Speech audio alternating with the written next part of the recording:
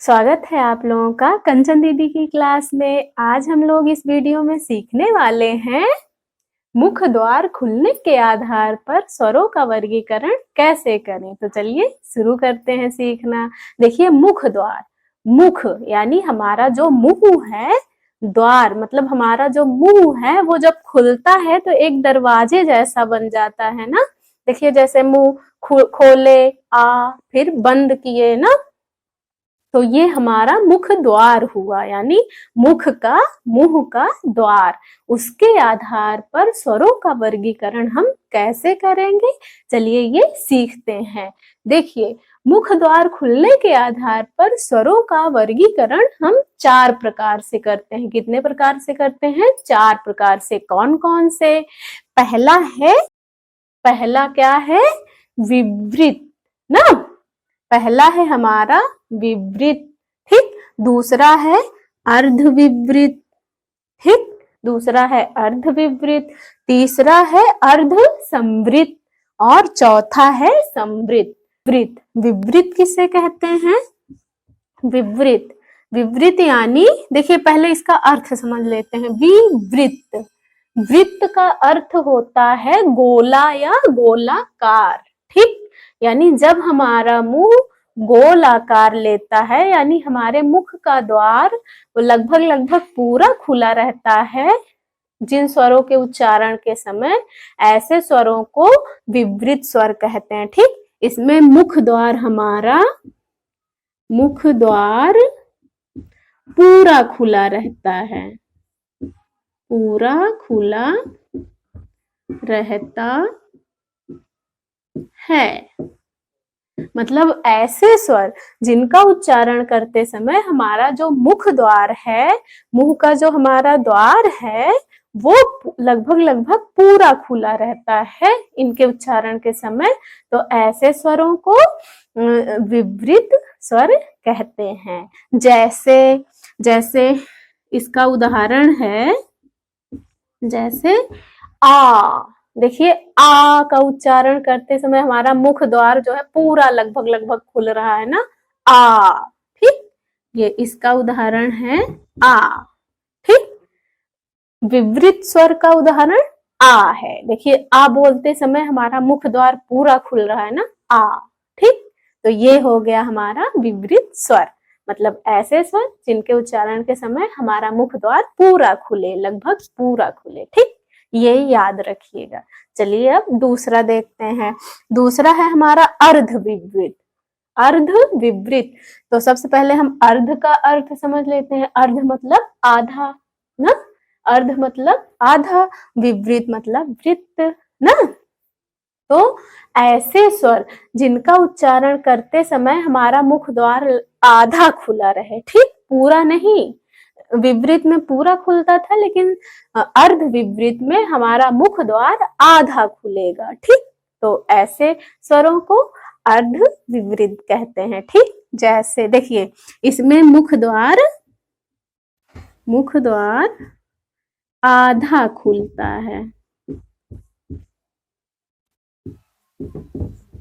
देखिए, अर्ध विवृत में क्या मुख द्वार आधा खुलता है, तो ऐसे स्वरों को अर्ध विवृत स्वर कहते हैं। अर्ध विवृत के अंतर्गत निम्न स्वर आते हैं। कौन कौन से? आ, ए, औ और आ। देखिए, इनके उच्चारण के समय हमारा मुख द्वार आधा खुल रहा है ना, इसलिए यहाँ पे अर्ध विवृत स्वर होंगे, ठीक। जान लिया। अब चलिए अगला देखते हैं, अर्ध संवृत, ठीक। अर्ध संवृत किसे कहते हैं? अर्ध संवृत, देखिए, अर्ध संवृत के अंतर्गत ऐसे स्वर आते हैं जिनके उच्चारण में हमारा मुख द्वार लगभग आधा खुला रहता है और आधा बंद रहता है, ठीक। मतलब कि लगभग आधा बंद रहता है। ऐसे स्वर इसके अंतर्गत आते हैं, ठीक। कैसे स्वर आते हैं? मुख द्वार लगभग आधा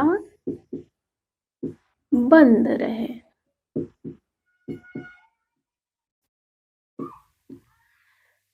ऐसे स्वर जिनके उच्चारण के समय मुख द्वार लगभग आधा बंद रहे, ऐसे स्वरों को अर्ध समृद्ध स्वर कहते हैं।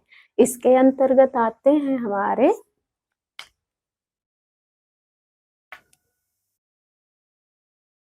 ए और ओ।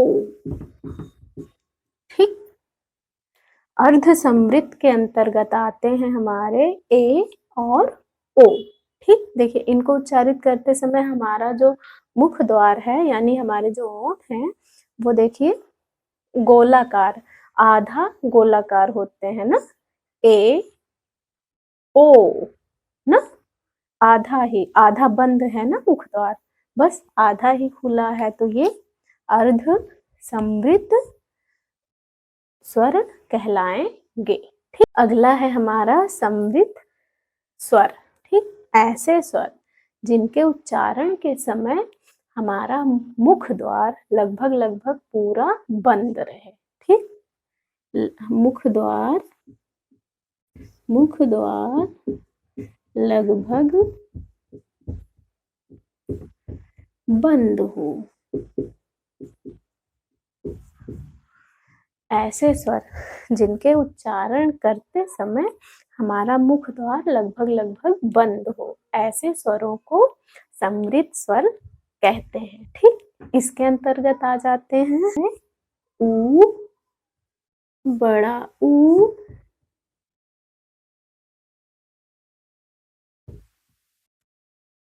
आओ, आओ और ओ। देखिए